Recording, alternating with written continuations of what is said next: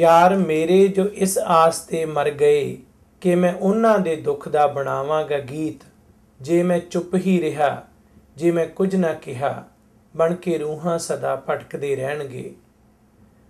ਮਨੁੱਖੀ ਹੱਕਾਂ ਦੇ ਲਈ ਸੰਘਰਸ਼ ਕਰਨ ਵਾਲੇ ਲੋਕਾਂ ਦੇ ਵਿੱਚ ਉੱਘੇ ਵਕੀਲ ਸਰਦਾਰ ਨਵਕਿਰਨ ਸਿੰਘ ਦਾ ਵਿਸ਼ੇਸ਼ ਸਥਾਨ ਹੈ।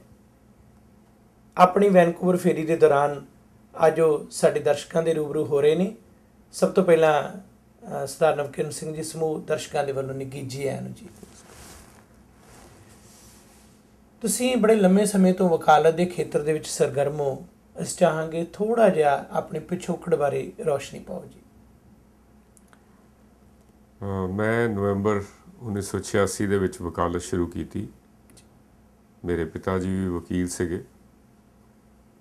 ਅਤੇ ਜਦੋਂ ਮੈਂ ਵਕਾਲਤ ਸ਼ੁਰੂ ਕੀਤੀ ਉਦੋਂ ਪੰਜਾਬ ਦੇ ਵਿੱਚ ਬੜਾ ਤਸ਼ੱਦਦ ਦਾ ਦੌਰ ਚੱਲ ਰਿਹਾ ਸੀਗਾ ਅਤੇ ਇੱਕ ਸਿੱਖ ਵਕੀਲ ਹੋਣ ਦੇ ਨਾਤੇ ਮੈਨੂੰ ਲੱਗਿਆ ਕਿ ਜਿਹੜੀ ਸਿੱਖ ਨੌਜਵਾਨੀ ਦਾ ਘਾਣ ਹੋ ਰਿਹਾ ਹੈ, ਜਿਹੜਾ ਤਸ਼ੱਦਦ ਦਾ ਦੌਰ ਚੱਲ ਰਿਹਾ, ਉਹਨਾਂ ਦਾ ਕੋਈ ਮਦਦ ਕਰੀਏ। ਅਤੇ ਉਸ ਕਰਕੇ ਫਿਰ ਅਸੀਂ ਜਿਹੜਾ ਹੈਗਾ ਮਨੁੱਖੀ ਅਧਿਕਾਰ ਇੱਕ ਜਥੇਬੰਦੀ ਤਿਆਰ ਕੀਤੀ ਅਤੇ ਉਹਨਾਂ ਲੋਕਾਂ ਦੀ ਸੇਵਾ ਲਈ ਅਸੀਂ ਅੱਗੇ ਆਏ। ਸੋ ਇਹ ਤੁਹਾਡੀ ਜਿਹੜੀ ਸੰਸਥਾ, ਇਸ ਦੇ ਬਕਾਇਦਾ ਇਸ ਦਾ ਨਾਮ, ਇਸ ਦੀ ਵੈਬਸਾਈਟ, ਥੋੜ੍ਹੀ ਜਿਹੀ ਜਾਣਕਾਰੀ ਦਿਓਗੇ? ਇਸ ਤਰ੍ਹਾਂ ਜੀ ਕਿ ਸ਼ੁਰੂ ਵਿੱਚ ਤਾਂ ਅਸੀਂ ਇਸ ਜਥੇਬੰਦੀ ਨੂੰ ਬੜੀ ਲੂਜ਼ ਜੀ ਜਥੇਬੰਦੀ ਰੱਖਿਆ ਸੀਗਾ ਜੀ। ਅਤੇ ਜਦੋਂ ਪੰਜਾਬ ਪੁਲਿਸ ਨੇ ਸਾਡੇ ਵਕੀਲ ਮਾਰਨੇ ਸ਼ੁਰੂ ਕੀਤੇ ਅਤੇ 4 ਵਕੀਲ ਉਹਨਾਂ ਨੇ ਮਾਰੇ, ਤਾਂ ਮੇਰੇ ਵੱਲੋਂ ਇੱਕ ਪਟੀਸ਼ਨ ਦਾਇਰ ਕੀਤੀ ਗਈ ਸੁਪਰੀਮ ਕੋਰਟ ਆਫ ਇੰਡੀਆ ਦੇ ਵਿੱਚ ਜੀ ਕਿ ਜਿਹੜੇ ਵਕੀਲ ਮਨੁੱਖੀ ਅਧਿਕਾਰਾਂ ਦੇ ਹੱਕਾਂ ਦੀ ਗੱਲ ਕਰ ਰਹੇ ਨੇ, ਉਹਨਾਂ ਨੂੰ ਪੰਜਾਬ ਪੁਲਿਸ ਚੁੱਕ ਕੇ ਮਾਰ ਰਹੀ ਹੈ ਅਤੇ ਇਹਨਾਂ ਦੇ ਬਚਾਅ ਲਈ ਕੁਝ ਕਰਨਾ ਚਾਹੀਦਾ। ਤਾਂ ਸੁਪਰੀਮ ਕੋਰਟ ਨੇ ਹੁਕਮ ਕੀਤਾ ਵੀ 30 ਦੇ ਨੇੜੇ ਇੱਕ ਵਕੀਲਾਂ ਦੀ ਮੈਂ ਲਿਸਟ ਪੇਸ਼ ਕੀਤੀ ਵੀ ਇਹ ਵਕੀਲ ਵੀ ਕੱਲ੍ਹ ਨੂੰ ਪੰਜਾਬ ਪੁਲਿਸ ਮਾਰ ਸਕਦੀ ਹੈ। ਤਾਂ ਉਹਨਾਂ ਨੇ ਉਹਨਾਂ 30 ਵਕੀਲਾਂ ਨੂੰ ਜਿਹੜਾ ਹੈਗਾ ਆਰਡਰ ਕਰ ਦਿੱਤੇ ਵੀ ਇਹਨਾਂ ਨੂੰ ਸਿਕਿਉਰਿਟੀ ਪ੍ਰੋਵਾਈਡ ਕੀਤੀ ਜਾਵੇ ਅਤੇ ਨਾਲ ਹੀ ਜਿਹੜੇ ਵਕੀਲ ਮਾਰੇ ਸੀਗੇ ਉਹਨਾਂ ਦੀ CBI ਇਨਕੁਆਇਰੀ ਦੇ ਹੁਕਮ ਕੀਤੇ। ਸੋ ਸਮੇਂ ਦੇ ਨਾਲ ਜਿਹੜਾ ਹੈਗਾ ਅਸੀਂ ਉਸ 1992-93 ਤੱਕ ਤਾਂ ਤਸ਼ੱਦਦ ਦਾ ਦੌਰ ਚੱਲਦਾ ਰਿਹਾ, ਅਸੀਂ ਉਹ ਕੰਮ ਕਰਦੇ ਰਹੇ।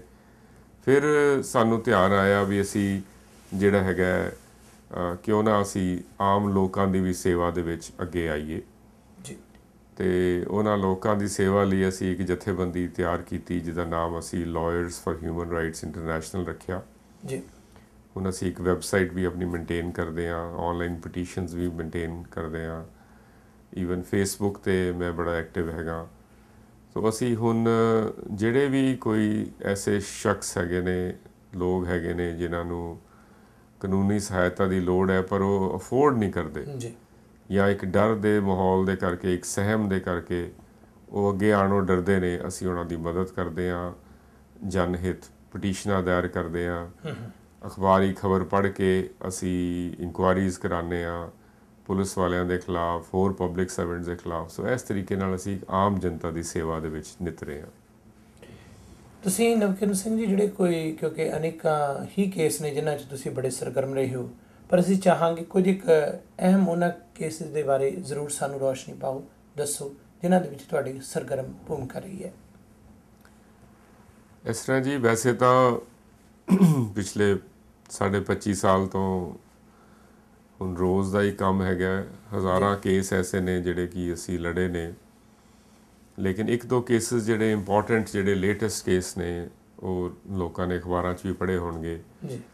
ਇੱਕ ਤਾਂ ਕੇਸ ਇਹ ਹੈਗਾ ਕਿ ਰੋਪੜ ਜੇਲ੍ਹ ਦੇ ਵਿੱਚ ਨਸ਼ਾ ਜਿਹੜਾ ਹੈਗਾ ਫ੍ਰੀ ਵੰਡਿਆ ਜਾਂਦਾ ਸੀਗਾ, ਫ੍ਰੀਲੀ ਵੰਡਿਆ ਜਾਂਦਾ ਸੀਗਾ ਅਤੇ ਜਿਹੜੇ ਨਸ਼ੇ ਦੇ ਤਸਕਰ ਸੀਗੇ ਉਹ ਉੱਥੇ ਅੰਦਰ ਰਹਿ ਕੇ ਸੁਪਰਡੈਂਟ ਜੇਲ੍ਹ ਅਤੇ ਡਿਪਟੀ ਸੁਪਰਡੈਂਟ ਦੇ ਨਾਲ ਮਿਲ ਕੇ ਨਸ਼ਾ ਉੱਥੇ ਵੇਚਦੇ ਸੀਗੇ। ਅਤੇ ਸਾਨੂੰ ਇੱਕ ਉੱਥੇ ਕੈਦੀ ਨੇ ਚਿੱਠੀ ਪਾਈ ਕਿ ਇੱਥੇ ਓਪਨਲੀ ਨਸ਼ਾ ਵਿਕਦਾ ਪਿਆ ਅਤੇ ਤੁਸੀਂ ਕੁਝ ਕਰੋ, ਤੁਸੀਂ ਮਨੁੱਖੀ ਅਧਿਕਾਰ ਜਥੇਬੰਦੀਆਂ ਹੈਗੇ ਹੋ। ਤਾਂ ਅਸੀਂ ਉਹਨਾਂ ਦੀ ਚਿੱਠੀ ਨੂੰ ਲੈ ਕੇ ਇੱਕ ਪਟੀਸ਼ਨ ਫਾਈਲ ਕੀਤੀ, ਜਨਹਿਤ ਪਟੀਸ਼ਨ ਜੀ, ਜਿਸ ਪਟੀਸ਼ਨ ਦੇ ਵਿੱਚ ਅਸੀਂ ਇਨਕੁਆਇਰੀ ਕਰਵਾਈ। ਐਂਡ ਇਨਕੁਆਇਰੀ ਤੋਂ ਬਾਅਦ ਅਸੀਂ ਇਹ ਦੇਖਿਆ ਕਿ ਹੋਰ ਜੇਲ੍ਹਾਂ ਦੇ ਵਿੱਚ ਵੀ ਨਸ਼ਾ ਬੜਾ ਵੇਚਿਆ ਜਾ ਰਿਹਾ, ਅਤੇ ਲੋਕ ਜਿਹੜੇ ਕੋਈ ਜੁਰਮ ਕਰਕੇ ਅੰਦਰ ਜਾਂਦੇ ਨੇ ਉਹ ਅਲਟੀਮੇਟਲੀ ਨਸ਼ਈ ਬਣ ਕੇ ਬਾਹਰ ਆਉਂਦੇ ਨੇ ਅਤੇ ਹੋਰ ਜੁਰਮਾਂ 'ਚ ਪੈਂਦੇ ਨੇ। ਸੋ ਸਾਰੀਆਂ ਇਨਕੁਆਇਰੀਜ਼ ਅਸੀਂ ਕਰਾ ਰਹੇ ਹਾਂ। ਅਤੇ ਹੁਣ ਲੇਟੈਸਟ ਜਿਹੜਾ ਹੈਗਾ ਰੋਪੜ ਜੇਲ੍ਹ ਦਾ ਸੁਪਰਟੈਂਡੈਂਟ ਜੇਲ੍ਹ ਅਤੇ ਡਿਪਟੀ ਸੁਪਰਟੈਂਡੈਂਟ ਦੋਨੋਂ ਨੂੰ ਉਹਨਾਂ ਨੇ ਨੌਕਰੀ ਤੋਂ ਬਰਖਾਸਤ ਕੀਤਾ ਜੀ, ਅਤੇ ਉਹਨਾਂ 'ਤੇ NDPS ਦਾ ਪਰਚਾ ਦਰਜ ਕੀਤਾ, ਅਤੇ ਉਹ ਆਪਣੀਆਂ ਹੁਣ ਜ਼ਮਾਨਤਾਂ ਕਰਾਉਣ ਲਈ ਭੱਜਦੇ ਪਏ ਨੇ। ਫਿਰ ਇੱਕ ਜਿਹੜਾ ਹੋਰ ਕੇਸ ਬੜਾ ਇੰਪੋਰਟੈਂਟ ਹੈਗਾ, ਉਹ ਹੈਗਾ ਜਸਪਾਲ ਸਿੰਘ, ਜਿਹੜਾ ਗੁਰਦਾਸਪੁਰ ਵਿੱਚ ਗੋਲੀ ਕਾਂਡ ਹੋਇਆ ਜੀ, ਜਦੋਂ ਕਿ ਸਿੱਖ ਜਥੇਬੰਦੀਆਂ ਜਿਹੜੀਆਂ ਸੀਗੀਆਂ ਉਹ ਬਲਵੰਤ ਸਿੰਘ ਰਾਜਵਾਨਾ ਦੀ ਰਿਹਾਈ ਵਾਸਤੇ ਆਪਣਾ ਮੁਜ਼ਾਹਰਾ ਕਰ ਰਹੀਆਂ ਸੀਗੀਆਂ, ਅਤੇ ਕੁਝ ਸ਼ਿਵ ਸੈਨਾ ਦੇ ਲੋਕਾਂ ਨੇ ਜਿਹੜਾ ਹੈਗਾ 3 ਸਿੱਖਾਂ ਨੂੰ ਪਕੜ ਕੇ ਉਹਨਾਂ ਦੀ ਪੱਗਾਂ ਲਾਤੀਆਂ ਅਤੇ ਉਹਨਾਂ ਨੂੰ ਮਾਰਿਆ ਕੁੱਟਿਆ।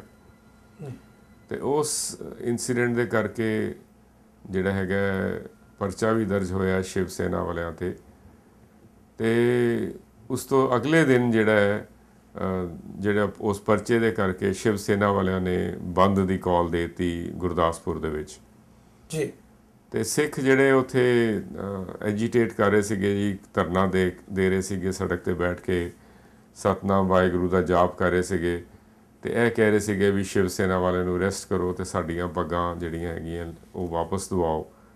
ਉਹਨਾਂ 'ਤੇ ਪੁਲਿਸ ਨੇ ਜਿਹੜੀ ਹੈਗੀ ਹੈ ਅੰਨ੍ਹੇਵਾਹ ਗੋਲੀਆਂ ਵਰਸਾ ਦਿੱਤੀਆਂ, ਅਤੇ AK-47 ਦੇ ਵਿੱਚੋਂ ਫਾਇਰਿੰਗ ਕਰਦੇ ਰਹੇ। ਪਹਿਲੇ ਹਵਾ 'ਚ ਕਰਦੇ ਰਹੇ, ਫਿਰ ਉਹਨੇ ਸਿੱਧੀਆਂ ਗੋਲੀਆਂ ਚਲਾ ਕੇ ਇੱਕ ਮੁੰਡਾ ਉੱਥੇ ਮਾਰਿਆ ਗਿਆ 18 ਸਾਲ ਦਾ ਜਸਪਾਲ ਸਿੰਘ ਜੀ, ਅਤੇ ਰਣਜੀਤ ਸਿੰਘ ਇੱਕ ਹੋਰ ਮੁੰਡਾ, ਉਹਦੇ ਪਿੱਛੋਂ ਗੋਲੀ ਵੱਖੀ 'ਚੋਂ ਲੱਗ ਕੇ ਅਤੇ ਅੱਗੋਂ ਨਿਕਲ ਗਈ, ਅਤੇ ਉਹ ਜਿਹੜਾ ਹੈਗਾ ਲੱਕੀਲੀ ਸੇਵ ਹੋ ਗਿਆ।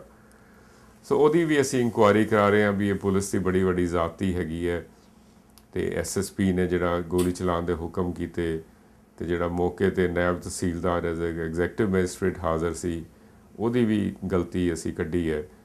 ਸੋ ਉਹ ਵੀ ਅਸੀਂ ਇਨਕੁਆਇਰੀ ਕਰਾ ਰਹੇ ਹਾਂ। ਸੋ ਅਨੇਕਾਂ ਕੇਸ ਨੇ ਡੇ ਟੂ ਡੇ ਬੇਸਿਸ 'ਤੇ ਜਿਹੜੇ ਅਸੀਂ ਡੀਲ ਕਰਦੇ ਹਾਂ, ਅਤੇ ਅਸੀਂ ਉਡੀਕ ਨਹੀਂ ਕਰਦੇ ਵੀ ਸਾਡੇ ਕੋਲ ਕੋਈ ਆਵੇ, ਅਸੀਂ ਅਖਬਾਰ ਤੋਂ ਪੜ੍ਹ ਕੇ ਹੀ ਆਪਣੀ ਜਥੇਬੰਦੀ ਵੱਲੋਂ ਅਸੀਂ ਕੇਸ ਦਾਇਰ ਕਰਕੇ ਉਹਨਾਂ ਦੀ ਸੇਵਾ ਕਰਨ ਦੀ ਕੋਸ਼ਿਸ਼ ਕਰਦੇ ਹਾਂ, ਤਾਂ ਕਿ ਕੋਈ ਰੂਲ ਆਫ ਲਾਅ ਹੋਵੇ ਅਤੇ ਪੰਜਾਬ ਪੁਲਿਸ ਨੂੰ ਨੱਥ ਪਾਈ ਜਾ ਸਕੇ।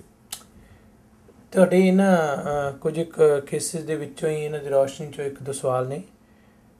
ਪੰਜਾਬ ਦੀਆਂ ਜੇਲ੍ਹਾਂ ਦੇ ਵਿੱਚ ਨਸ਼ਿਆਂ ਦੇ ਵਪਾਰ ਦੀ ਗੱਲ ਤੁਸੀਂ ਕੀਤੀ ਹੈ, ਅਤੇ ਪਿੱਛੇ ਜੇ ਸ਼ਸ਼ੀਕਾਂਤ ਹੁਰਾਂ ਨੇ ਜੋ ਇਹਨਾਂ ਦੇ ਇੰਚਾਰਜ ਸਨ, ਉਹਨਾਂ ਨੇ ਇੱਕ ਸਵਾਲ ਉਠਾਇਆ ਸੀ ਕਿ ਪੰਜਾਬ ਦੇ ਅੰਦਰ ਸ਼ਰੇਆਮ ਜਿਹੜਾ ਇਹੋ ਜਿਹੀ ਗੁੰਡਾਗਰਦੀ ਹੋ ਰਹੀ ਹੈ ਜੇਲ੍ਹਾਂ ਦੇ ਅੰਦਰ, ਅਤੇ ਉਸ ਵੇਲੇ ਉਸ ਨੂੰ ਰਾਜਨੀਤਿਕ ਰੰਗਣ ਦੇ ਕੇ ਇੱਕ ਪਾਸੇ ਕਰਨ ਦੀ ਕੋਸ਼ਿਸ਼ ਕੀਤੀ ਗਈ ਸੀ। ਤੁਹਾਨੂੰ ਕੀ ਲੱਗਦਾ ਹੈ ਕਿ ਸ਼ਸ਼ੀਕਾਂਤ ਵਰਗੇ ਜਿਹੜੇ ਅਫਸਰ ਪੰਜਾਬ ਦੇ ਵਿੱਚ ਵੱਡੀ ਤਾਦਾਦ ਦੇ ਵਿੱਚ ਨੇ, ਜਾਂ ਫਿਰ ਹਕੂਮਤਾਂ ਆਪਣੇ ਪ੍ਰਭਾਵ ਦੇ ਨਾਲ ਉਹਨਾਂ ਨੂੰ ਦਬਾ ਲੈਂਦੀਆਂ? ਇਸ ਤਰ੍ਹਾਂ ਜੀ, ਸ਼ਸ਼ੀਕਾਂਤ ਜੀ ਹੁਣ ਰਿਟਾਇਰ ਹੋ ਗਏ ਨੇ ਜੀ, ਅਤੇ ਪਿਛਲੇ 1 ਸਾਲ ਤੋਂ ਉਹਨਾਂ ਨੇ ਬੜਾ ਕੰਮ ਕੀਤਾ ਸੀਗਾ। ਸ਼ਸ਼ੀਕਾਂਤ ਜੀ ਵਰਗੇ ਹੋਰ ਅਨੇਕਾਂ ਅਫਸਰ ਨੇ ਜਿਹੜੇ ਕਿ ਚੰਗੇ ਹੈਗੇ ਨੇ, ਚੰਗੇ ਅਕਸ 'ਤੇ ਹੈਗੇ ਨੇ।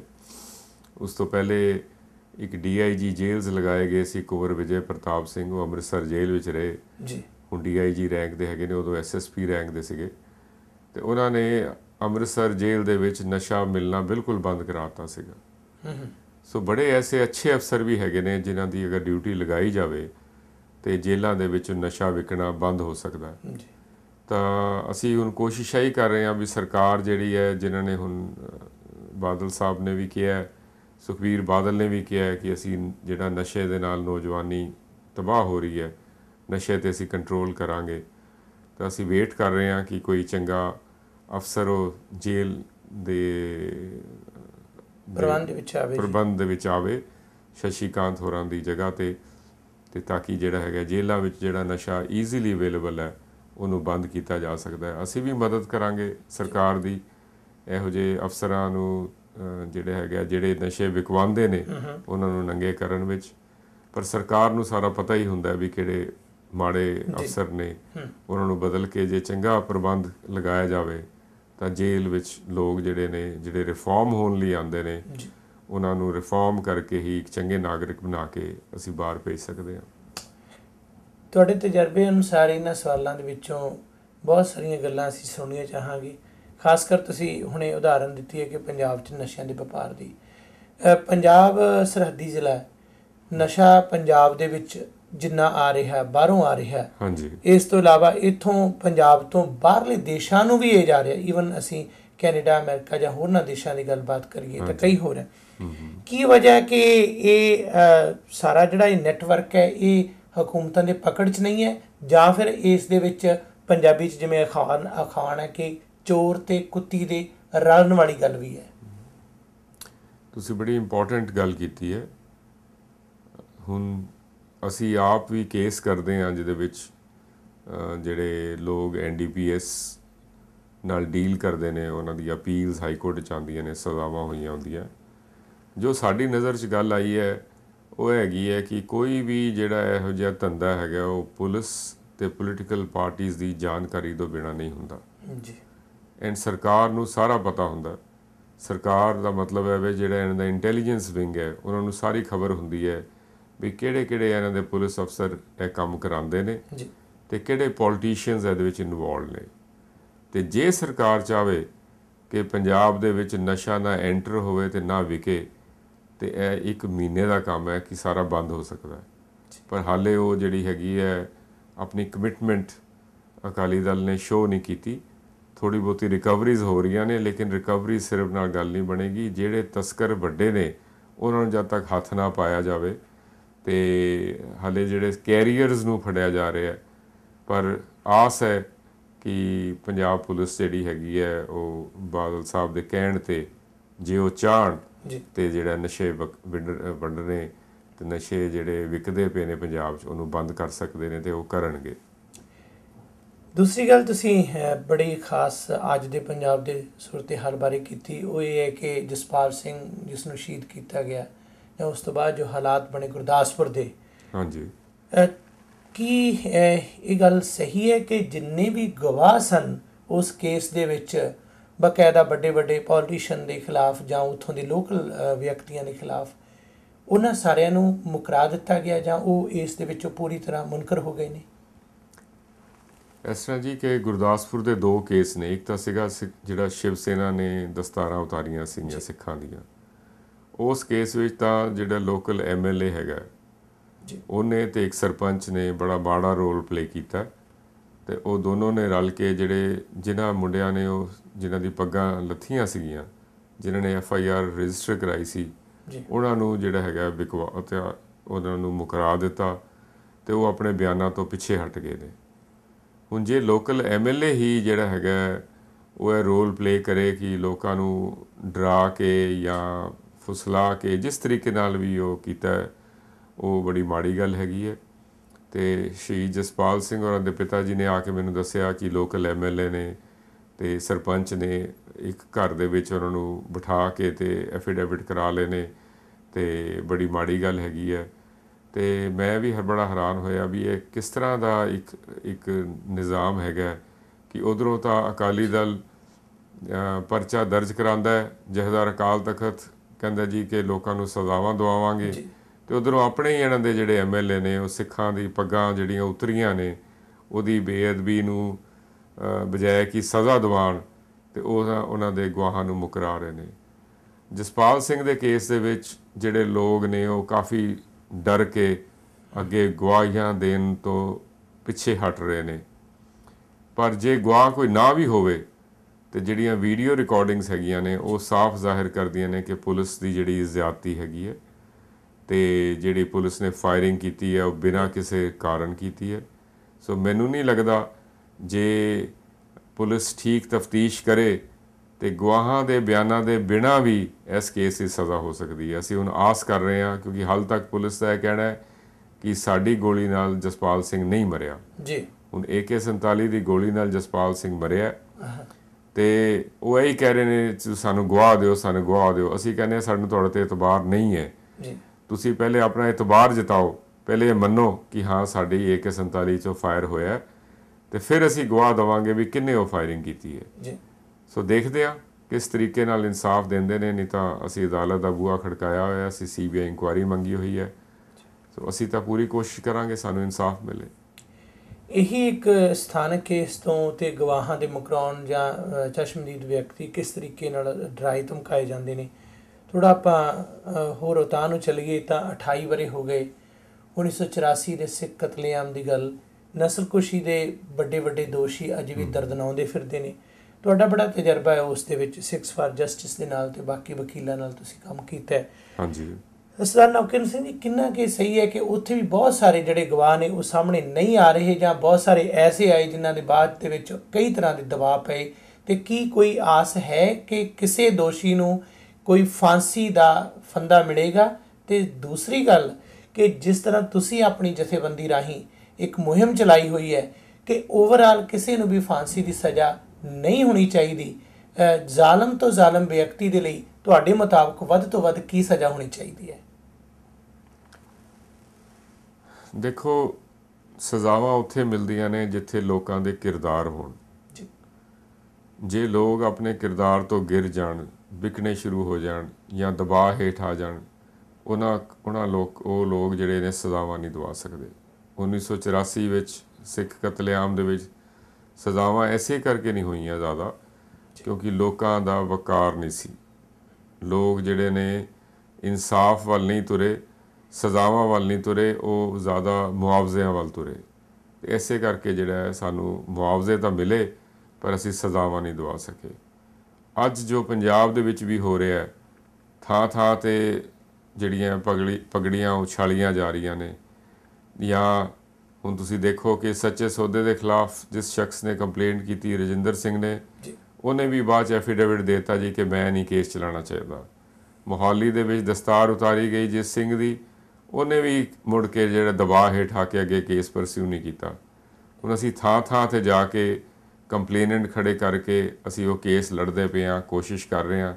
ਸਾਨੂੰ ਕਿਸੇ ਵੀ ਅਦਾਰੇ ਨੇ, ਕਿਸੇ ਵੀ ਸੰਸਥਾ ਨੇ ਜਿਹੜੀ ਹੈਗੀ ਹੈ ਮਦਦ ਨਹੀਂ ਦਿੱਤੀ।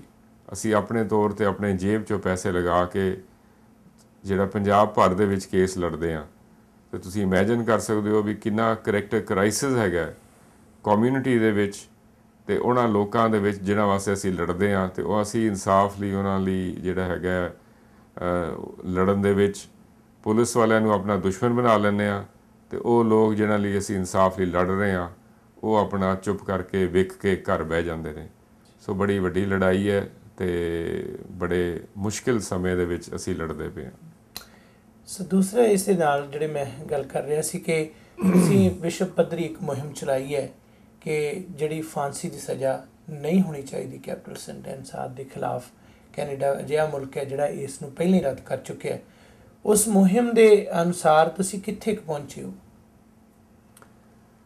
ਅਸੀਂ ਤਾਂ ਇਹ ਚਾਹੁੰਦੇ ਹਾਂ ਜੀ ਕਿ ਵਿਸ਼ਵ ਭਰ ਵਿੱਚ ਫਾਂਸੀ ਦੀ ਸਜ਼ਾ ਨਾ ਹੋਵੇ, ਅਤੇ ਅਸੀਂ ਕੰਪੇਨ ਚਲਾਈ ਹੋਈ ਹੈ। ਇੰਟਰਨੈਸ਼ਨਲ ਇੱਕ ਬੋਡੀ ਹੈਗੀ ਹੈ, world coalition against death penalty, ਅਸੀਂ ਉਹਦੇ ਮੈਂਬਰ ਹੈਗੇ ਹਾਂ।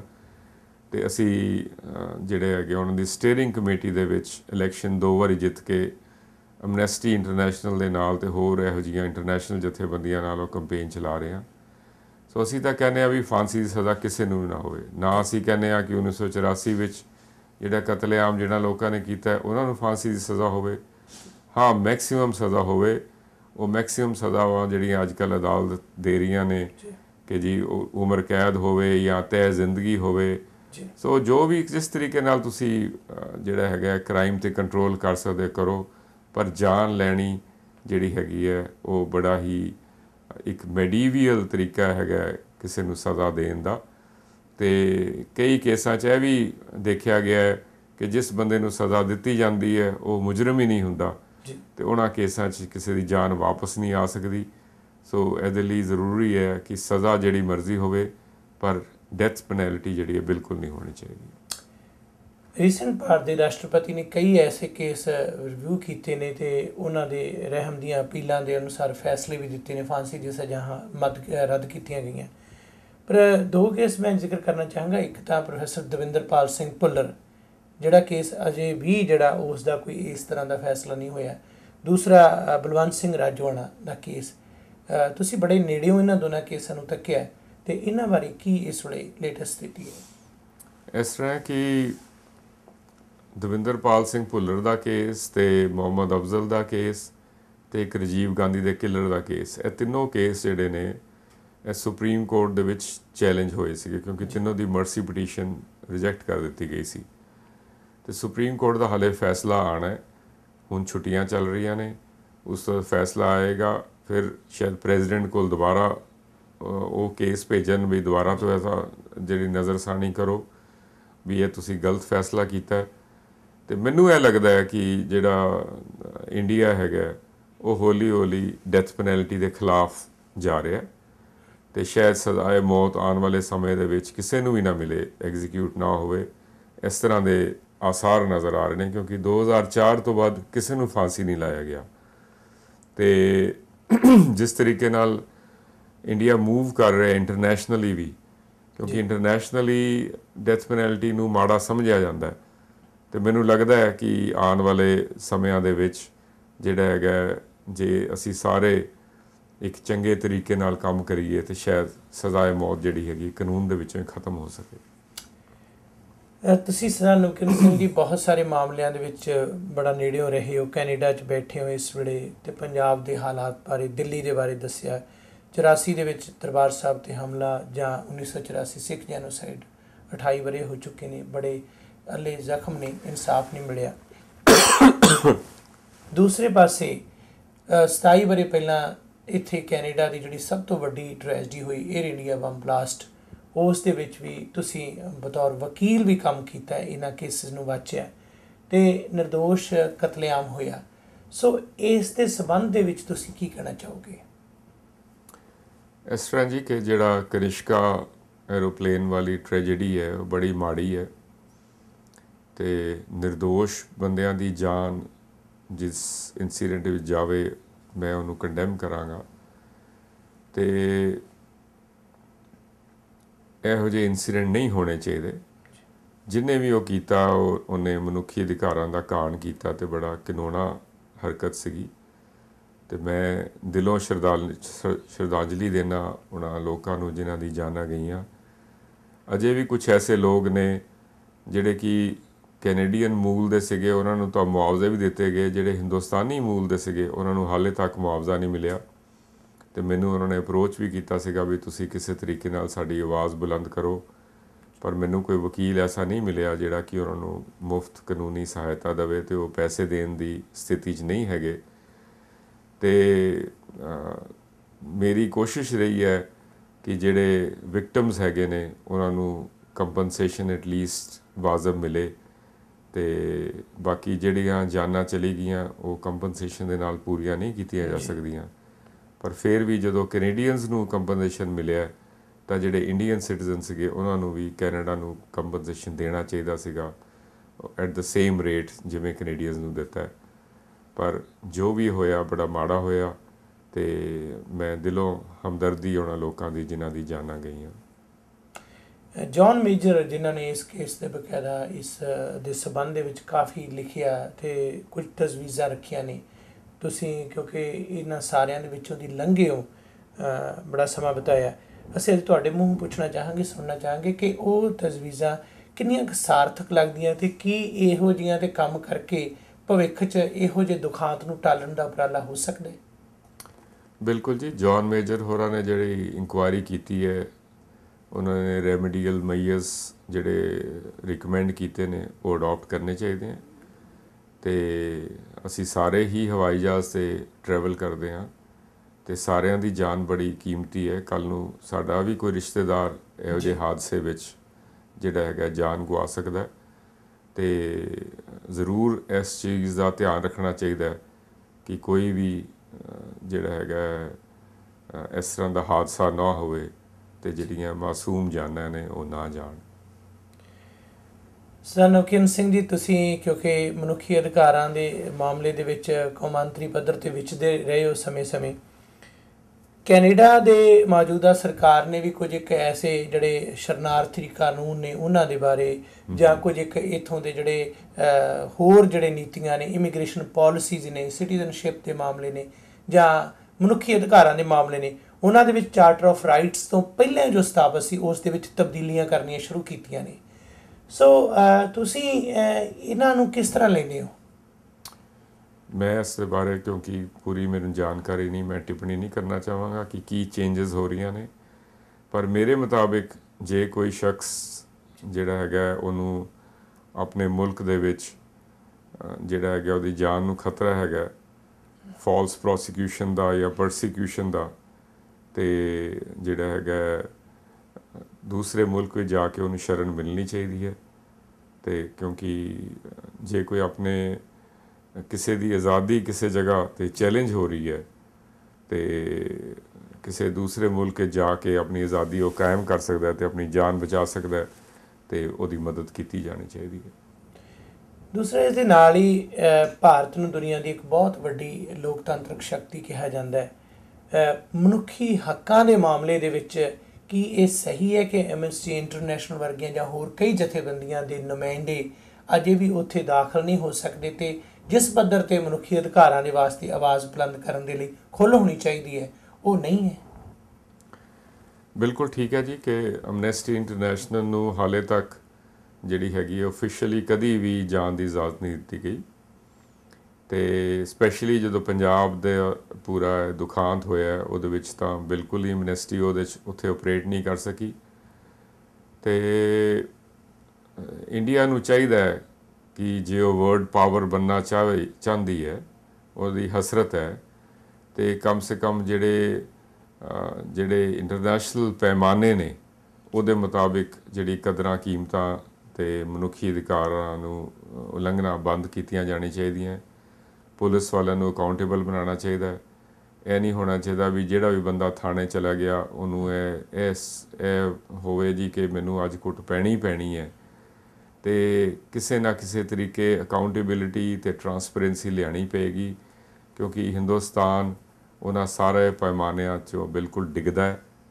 ਜਿਸ ਤਰ੍ਹਾਂ ਦੀ ਉੱਥੇ ਕਰਪਸ਼ਨ ਹੈ, ਜਿਸ ਤਰ੍ਹਾਂ ਦਾ ਉੱਥੇ ਸਿਸਟਮ ਨਹੀਂ ਹੈਗਾ, ਤੇ ਜਿਸ ਤਰੀਕੇ ਦੇ ਨਾਲ ਉੱਥੇ ਹਿਊਮਨ ਰਾਈਟ ਵਾਇਲੇਸ਼ਨ ਕੀਤੀਆਂ ਜਾਂਦੀਆਂ, ਤੇ ਜਿਸ ਤਰ੍ਹਾਂ ਬਾਇਸਿਸ ਹੈਗੀਆਂ ਨੇ, ਡਿਸਕ੍ਰਿਮੀਨੇਸ਼ਨਸ ਹੈਗੀਆਂ, ਉਹਨੂੰ ਦੂਰ ਕਰਨਾ ਪਏਗਾ। ਤਾਂ ਹੀ ਇੰਡੀਆ ਜਿਹੜਾ ਹੈਗਾ ਇੱਕ ਇੰਟਰਨੈਸ਼ਨਲ ਪੱਧਰ 'ਤੇ ਬਾਕੀ ਮੁਲਕਾਂ ਦਾ ਮੁਕਾਬਲਾ ਕਰ ਸਕੇਗਾ। ਅਖੀਰ ਦੇ ਵਿੱਚ ਸਰ ਨਵਕੀਰਨ ਸਿੰਘ ਜੀ, ਅਸੀਂ ਤੁਹਾਡੇ ਧੰਨਵਾਦੀ ਹਾਂ ਕਿਉਂਕਿ ਅਨੇਕਾਂ ਹੀ ਮਨੁੱਖੀ ਅਧਿਕਾਰ ਸੰਸਥਾਵਾਂ ਦੇ ਨਾਲ ਅਤੇ ਬਹੁਤ ਸਾਰੇ ਮਾਮਲਿਆਂ ਦੇ ਨਾਲ ਤੁਸੀਂ ਜੁੜੇ ਰਹੇ ਹੋ। ਸੋ ਸਮੁੱਚੇ ਤੌਰ 'ਤੇ ਕੈਨੇਡਾ ਦੇ ਸਮੂਹ ਦਰਸ਼ਕਾਂ ਨੂੰ ਕੀ ਸੁਨੇਹਾ ਦੇਣਾ ਚਾਹੋਗੇ? ਮੈਂ ਤਾਂ ਇਹ ਕਹਿਣਾ ਚਾਹਾਂਗਾ ਕਿ ਤੁਸੀਂ ਬਾਹਰ ਬੈਠੇ ਹੋ, ਪਰ ਪੰਜਾਬ ਜਿਹੜਾ ਤੁਹਾਡਾ ਦੇਸ਼ ਹੈ ਇੰਡੀਆ ਦੇ ਵਿੱਚ, ਉਹਦੇ ਬਾਰੇ ਵੀ ਧਿਆਨ ਰੱਖਿਆ ਕਰੋ। ਜਦੋਂ ਇੱਥੇ ਪੋਲੀਟੀਕਲ ਲੀਡਰਸ ਆਉਂਦੇ ਨੇ ਤੇ ਉਹਨਾਂ ਨੂੰ ਕਿਹਾ ਕਰੋ ਕਿ ਪੰਜਾਬ ਦੇ ਵਿੱਚ ਅਕਾਊਂਟੇਬਿਲਿਟੀ ਲੈ ਕੇ ਆਓ, ਕਰਪਸ਼ਨ ਦੂਰ ਕਰੋ, ਜਿਹੜੀਆਂ ਜ਼ਰੂਰਤ ਦੀ ਚੀਜ਼ਾਂ ਨੇ ਜਿਵੇਂ ਸੜਕਾਂ ਨੇ, ਬਿਜਲੀ ਹੈ, ਸਾਫ਼ ਪਾਣੀ ਹੈ। ਹੁਣ ਉੱਥੇ ਗਰਾਊਂਡ ਵਾਟਰ ਦੇ ਵਿੱਚ ਕਈ ਜਗ੍ਹਾ 'ਤੇ ਇੰਨੀ ਗੰਦਗੀ ਆ ਗਈ ਹੈ ਕਿ ਕੈਂਸਰ ਫੈਲ ਰਿਹਾ। ਇਹਨਾਂ ਸਾਰੀ ਚੀਜ਼ਾਂ ਨੂੰ ਦੂਰ ਕਰਨ ਲਈ ਤੁਸੀਂ ਵੀ ਜਿਹੜਾ ਉਪਰਾਲਾ ਕਰ ਸਕਦੇ ਹੋ ਉਹ ਕਰਨਾ ਚਾਹੀਦਾ ਹੈ, ਕਿਉਂਕਿ ਜੇ ਪੰਜਾਬ ਖੁਸ਼ਹਾਲ ਨਹੀਂ ਹੈ, ਜਿੱਥੇ ਮੇਨ ਪਨੀਰੀ ਹੈ ਪੰਜਾਬ ਦੀ, ਤਾਂ ਜਿੱਥੇ ਤੁਹਾਡਾ ਕਲਚਰ ਜੁੜਿਆ ਹੋਇਆ ਹੈ, ਜਿੱਥੇ ਤੁਹਾਡੀ ਮਾਂ ਬੋਲੀ ਜੁੜੀ ਹੋਈ ਹੈ, ਜਿੱਥੇ ਤੁਹਾਡਾ ਧਰਮ ਜੁੜਿਆ ਹੋਇਆ ਹੈ, ਤਾਂ ਅਸੀਂ ਕਦੀ ਪ੍ਰਫੁੱਲਤ ਨਹੀਂ ਰਹਿ ਸਕਦੇ, ਤੇ ਅਸੀਂ ਕਦੀ ਪੰਜਾਬ ਨਾਲ ਟੁੱਟ ਕੇ ਕਦੀ ਵੀ ਜੀਵਤ ਨਹੀਂ ਰਹਿ ਸਕਦੇ। ਸੋ ਇਸ ਕਰਕੇ ਆਪਣੇ ਆਪ ਨੂੰ ਪੰਜਾਬ ਦਾ ਹਿੱਸਾ ਮੰਨ ਕੇ ਤੇ ਉਹਨਾਂ ਦੇ ਉੱਥੇ ਦੇ ਲੀਡਰਾਂ ਨੂੰ ਜਿਹੜਾ ਹੈਗਾ ਪ੍ਰਭਾਵ ਪਾਇਆ ਕਰੋ ਕਿ ਪੰਜਾਬ ਨੂੰ ਇੱਕ ਇੰਟਰਨੈਸ਼ਨਲ ਪੱਧਰ ਦਾ ਜਿਹੜਾ ਹੈਗਾ ਸੂਬਾ ਬਣਾਇਆ ਜਾ ਸਕੇ। ਬਹੁਤ ਮਿਹਰਬਾਨੀ ਸਮੂਹ ਦਰਸ਼ਕਾਂ ਦੇ ਵੱਲੋਂ ਸਰਦਾਰ ਨਵਕੀਰਨ ਸਿੰਘ ਜੀ। ਤੇ ਅੱਜ ਦੀ ਇਸ ਗੱਲਬਾਤ ਨੂੰ ਯਕੀਨਨ ਤੌਰ 'ਤੇ ਅਸੀਂ ਜੇ ਮਨੁੱਖੀ ਅਧਿਕਾਰਾਂ ਦੇ ਖੇਤਰ ਦੇ ਵਿੱਚ ਅਜਿਹੇ ਪੈਮਾਨੇ ਅਤੇ ਮਾਪਦੰਡ ਦੇ ਤੌਰ 'ਤੇ ਲਈਏ ਜੋ ਕੌਮਾਂਤਰੀ ਪੱਧਰ 'ਤੇ ਮਾਨਵੀ ਹੱਕਾਂ ਦੀ ਤਰਜਮਾਨੀ ਕਰ ਸਕਦਾ ਤੇ ਯਾਦ ਕਥਨੀ ਨਹੀਂ ਹੋਏਗੀ। ਹਾਰਦਿਕ ਸ਼ੁਕਰੀਆ ਜੀ। ਮਿਹਰਬਾਨੀ ਜੀ। साहिबान, आज बैसाखी का दिन है। Position, load, fire.